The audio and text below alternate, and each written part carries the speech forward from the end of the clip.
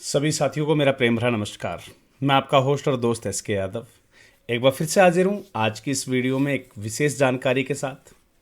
जैसा कि आप सभी जानते हैं कि राष्ट्रीय एनजीओ महासंघ के द्वारा free CSR grant proposal submission camp का आयोजन इस माह लगातार किया जा रहा है, जिसके अंदर हम अभी तक 3 चरण पूरे कर चुके हैं। 3 चरण का मतलब हमने पूरे देश भर की संस्थाओं को आमंत्रित किया था कि आप अपने प्रपोजल के साथ जो है राष्ट्रीय एनजीओ महासंघ के कार्यालय पर पधारें और अपना जो भी प्रपोजल है, ग्रांट आवेदन है, वो आप सबमिट करें। राष्ट्रीय एनजीओ महासंघ की पूरी टीम, द एनजीओ गुरु की पूरी टीम विशेष रूप से प्रयासरत है कि आपके प्रपोजल को कंसर्न फंडिंग एजेंसी तक मैक्सिमम से मैक्सिमम संख्या में पहुंचा सके, उसको जमा कराया जा सके। इस बार मैंने आपको जैसा कि पहले भी बताया कि इस साल ग्रांट अपॉर्चुनिटीज़ बहुत ही ज़्यादा हैं, क्योंकि इस साल हमारे साथ more than 230 plus CSR funding agency संपर्क में हैं, जिन तक आपकी योग्यता, आपके डॉक्यूमेंटेशन, आपके सोशल इंटरवेंशन के अनुसार आपका प्रपोजल जो है उनके सामने प्रस्तुत किया जाएगा। इन केस अगर फंडिंग एजेंसी को लगता है कि आपका प्रपोजल औरों से बेहतर है और उस पर कार्य किया जा सकता है और ऐसे में फंडिंग एजेंसी आपको ये प्रपोजल को कंसीडर करती है, आपको ग्रांट देती है, तो ये आपके और हमारे लिए एक बहुत बड़ी और महत्वपूर्ण उपलब्धि होगी इस वर्ष 2026 के लिए, जहां राष्ट्रीय एनजीओ महासंघ पिछले 3 साल से लगातार प्रयासरत है अपनी संस्थाओं को ज़्यादा से ज़्यादा ग्रांट मुहैया कराने में। हमने पिछले लगातार 2 साल में जब इस कैंप को आयोजित किया तो काफ़ी सारी असुविधाओं का सामना भी करना पड़ा और काफ़ी बार एप्लीकेशंस भी मिस हुए। कंसीडर जो फंडिंग एजेंसी है वहाँ तक आपका प्रपोजल सही मायने में नहीं पहुँच पाया, क्योंकि सब चीज़ें मिक्स हो जाती थी। इस बात को ध्यान रखते हुए, क्योंकि गलतियों से ही व्यक्ति सीखता है, इस बार अलग अलग राज्यों के लिए अलग अलग डेट्स डिसाइड की गई।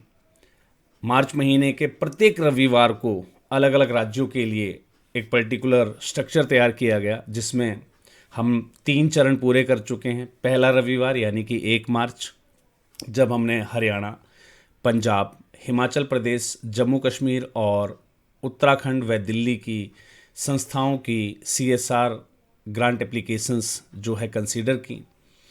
देन आफ्टर 8 मार्च, दूसरे रविवार को इस महीने के, हमने उत्तर प्रदेश, बिहार, झारखंड, ओडिशा और वेस्ट बंगाल की संस्थाओं के ग्रांट एप्लीकेशंस को कंसीडर किया। अभी हाल ही में 15 मार्च 2026 को गुजरात, गोवा, राजस्थान और महाराष्ट्र की संस्थाओं ने अपने अपने आवेदन प्रस्तुत किए। अब इस CSR grant proposal submission camp के आगामी 2 चरण और शेष हैं, जहां पर 22 मार्च दिन रविवार को हम मध्य प्रदेश और छत्तीसगढ़ की संस्थाओं के आवेदन एक्सेप्ट करेंगे और लास्ट 29 मार्च 2026 को हम आंध्र प्रदेश, कर्नाटका, केरला, तमिलनाडु और तेलंगाना की संस्थाओं को आमंत्रित करेंगे इस ग्रांट सबमिशन कैंप के लिए। अब यहाँ पर कुछ इन्फॉर्मेशंस इम्पोर्टेंट हो जाती हैं, जिनको आप सभी को व्यक्त करना मेरी ड्यूटी बन जाती, क्योंकि यहाँ पर आने के बाद संस्थाएं हमें उस चीज़ को पूछ रही हैं। आप कॉल के द्वारा काउंसलिंग ले सकते हैं, आप कॉल से जानकारियाँ ले सकते हैं। ऑलरेडी हेल्पलाइन नंबर आपको स्क्रीन पर भी पोस्टर के माध्यम से दिया गया है, 9919970003। इस पर आप हमसे कांटेक्ट कर सकते हैं, कोई भी संबंधित जानकारी आप ले सकते हैं। मुख्यतः इन 3 चरणों में जो मेरे सामने प्रश्न आए, मैं एक बार उनके जवाब आपको क्लियर कर देता हूं। कुछ संस्थाओं का कहना है कि सर, हम राष्ट्रीय एनजीओ महासंघ परिवार के सदस्य हैं, तो क्या हमें फिजिकल सबमिशन के लिए राष्ट्रीय एनजीओ महासंघ के कार्यालय पर आना अनिवार्य होगा? सर, इस संबंध में मैं आपको सिर्फ इतना ही कहना चाहूँगा, अगर आप राष्ट्रीय एनजीओ महासंघ के साथ मेंबरशिप में हैं या एफिलिएशन में हैं, पहले इस चीज़ को कंफर्म कीजिएगा। अगर आप एफिलिएटेड मेंबर हैं, हमारे राष्ट्रीय एनजीओ महासंघ के अभी तक 2 चरण चलते थे, एक मेंबरशिप का, एक एफिलिएशन का।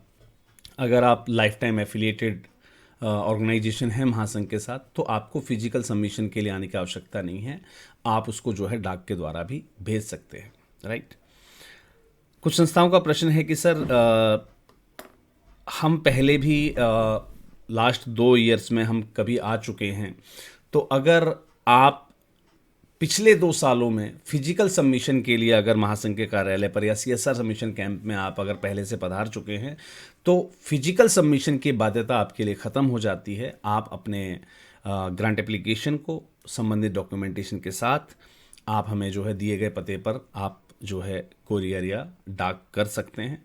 बशर्ते ये ध्यान रखिएगा कि आपकी जो डाक है वो संबंधित तिथि तक हमें प्राप्त हो जानी चाहिए।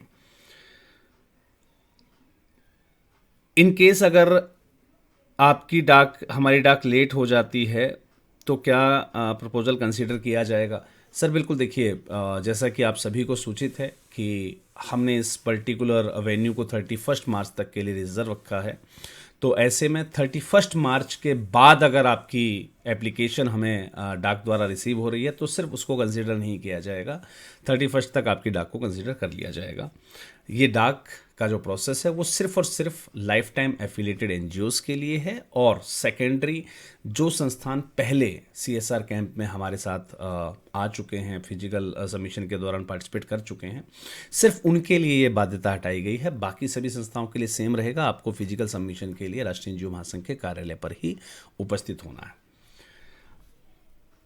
हम संबंधित तिथि पर नहीं आ सके हैं तो अब हम क्या करें? देखिए, जैसा कि हम 1 मार्च, 8 मार्च और 15 मार्च को ऑलरेडी फिजिकल सबमिशन का कैंप हम आयोजित कर चुके हैं ऑलरेडी। तो ऐसे में अभी पर्टिकुलर मैं कुछ नहीं कह पाऊँगा, लेकिन जहाँ तक संभावनाएं हैं शायद 31 मार्च को अलाउ किया जाएगा। तो आप अपनी तैयारी उस हिसाब से रखिएगा। बाकी उसकी जो डिटेल इन्फॉर्मेशन है वो 25 के बाद आपको जो है दी जाएगी, लेकिन आप जो है 31 के लिए आप कंफर्मेशन लेकर चलिएगा कि अगर आपसे 1, 8 और 15 मार्च छूट चुकी है, आप समय पर उपस्थित नहीं हो सके हैं, तो ऐसे में आप 31 को आप आकर जो है अपना सबमिशन करवा सकते हैं।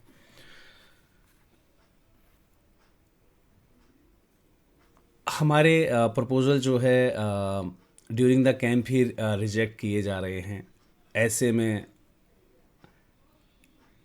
हमारा जो टू एंड फ्रो है या हमारे जो दौड़ है वो बेकार जा रही है। देखिए सर, यहाँ पहले से ही बताया गया है, सीएसआर फंडिंग एजेंसीज़ जो भी जिनसे भी हमारी बातचीत चल रही है, उनसे हमारा जो प्रपोज़ल है वो यही रखा गया कि आपको हमारी तरफ से स्क्रूटनी किए हुए प्रपोज़ल्स जो है मिलेंगे, जिसमें गलतियों की गुंजाइश या तो बिल्कुल कम होगी या ना के बराबर होगी।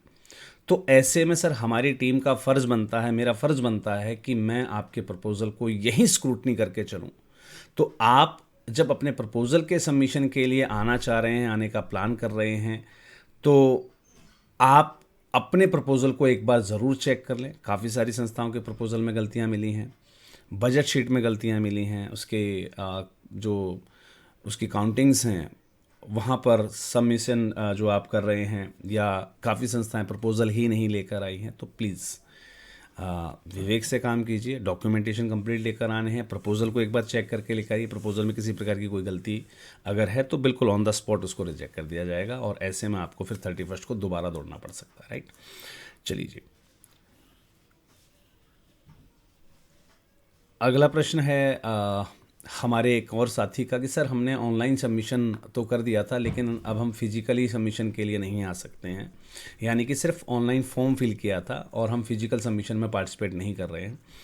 सर मैं बताना चाहूँगा, देखिए ऐसा लगातार पिछले 2 वर्षों से होता आया है कि काफ़ी सारी संस्थाएं सिर्फ अपने मनोरंजन के उद्देश्य से कह लीजिए। देखिए, जब एक एप्लीकेंट सीरियस होता है ग्रांट एप्लीकेशन के लिए, वो एप्लीकेशन फाइल करता है और संबंधित या निर्देशित समय पर उपस्थित होता है अपनी सबमिशन के लिए,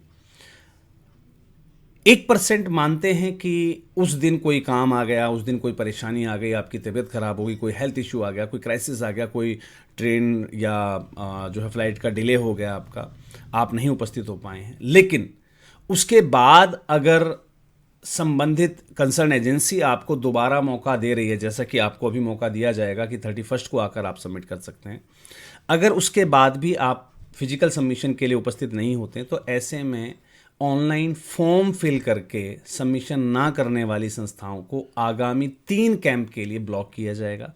यानी कि भविष्य में 3 साल तक के लिए आप राष्ट्रीय एनजीओ महासंघ की किसी भी सेवा का लाभ नहीं ले सकते हैं, जो कि specially CSR grant proposal submission camp की रहेगी। यानी कि आगे भविष्य में 3 साल तक जो भी ग्रांट प्रपोजल सबमिशन कैंप आयोजित किए जाएंगे, उसमें अगर आप पार्टिसिपेट करना चाहेंगे, आपको पार्टिसिपेशन नहीं करने दिया जाएगा, और गलती से अगर आपकी एप्लीकेशन सबमिट हो जाती है तो उसको आगे फॉरवर्ड नहीं किया जाएगा।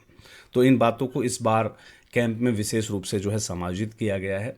तो इसलिए मेरा जिन संस्थाओं ने सबमिशन कैंप अपना सिर्फ ऑनलाइन एप्लीकेशन फॉर्म फिल कर दिया है और जो है वो कैंप में उपस्थित नहीं हुए हैं, तो उनसे मेरा आग्रह है कि आगे आप 3 साल तक के लिए पार्टिसिपेट नहीं कर पाएंगे, इस बात को विशेष रूप से ध्यान रखिएगा। सर, हमारा प्रपोजल सबमिट हो गया है, तो अब हमें ग्रांट कब तक मिल जाएगी? सर, बहुत अच्छा प्रश्न है आपका। देखिए, आपका प्रपोजल सबमिट नहीं हुआ है, आपका प्रपोजल सिर्फ टीम के द्वारा फर्स्ट विज़न में, देखिए आप भी जानते हैं, आप आए हैं, फिजिकली सबमिट किया है आपके प्रपोजल को, आपने इस चीज़ को नोट किया होगा कि टीम के द्वारा आपको 15 से 20 मिनट का समय दिया जाता है। तो 15 से 20 मिनट में एक ओवरलुक लिया जाता है आपके डॉक्यूमेंटेशन का, आपके प्रपोजल का, कि उसमें कोई गलती है तो नहीं। अब टीम के द्वारा दोबारा उनको एक बार फिर से जो है डिटेल रूप से देखा जाएगा, समझा जाएगा। अगर वहाँ भी कोई गलती है तो आपको मेल के द्वारा हमारी तरफ से ही इन्फॉर्म किया जाएगा कि भाई आपके प्रपोजल में ये गलती है, उसमें सुधार की अगर गुंजाइश है तो सुधार करवाया जाएगा, अगर उसमें सुधार की गुंजाइश नहीं है तो आपको मना कर दिया जाएगा कि आपका प्रपोजल जो है वो सबमिशन के लिए कंसिडरेबल नहीं है। तो प्रपोजल अगर आपका कैंप के अंदर सबमिट हो रहा है, इसका मतलब ये बिल्कुल भी नहीं है कि आपका प्रपोजल जो है सबमिट हो गया है या ग्रांट के लिए जो है कंसीडर कर लिया गया है। अभी ये सिर्फ आगे फंडिंग एजेंसीज को भेजने के लिए कंसीडर किया गया है। अब अगला जो निर्णय है वो फंडिंग एजेंसीज का होगा। हो सकता है कोई ऐसी त्रुटि जो हमारी निगाहों से बच गई हो, वो फंडिंग एजेंसी अगर उसको देखकर या उसके बिहाफ पर आपका प्रपोजल रिजेक्ट करती है, that will be upon two the funding agency only. तो हमारा और आपका एक प्रयास है केवल कि हम किसी भी माध्यम से आपको और फंडिंग एजेंसी को कनेक्ट करें। तो ये थे हमारे इस पर्टिकुलर जो है ग्रांट प्रपोजल सबमिशन कैंप से संबंधित प्रश्न। और अब जो आपके मन में कोई विचार रह गया हो, कोई प्रश्न रह गया हो या आपका कोई सुझाव हो, तो हमारे व्हाट्सएप नंबर 9991997003 पर हमें लिखना मत भूलिएगा। चलिए मिलते हैं अगले किसी और वीडियो में नई किसी जानकारी के साथ। तब तक के लिए सभी को जय हिंद, जय भारत, धन्यवाद।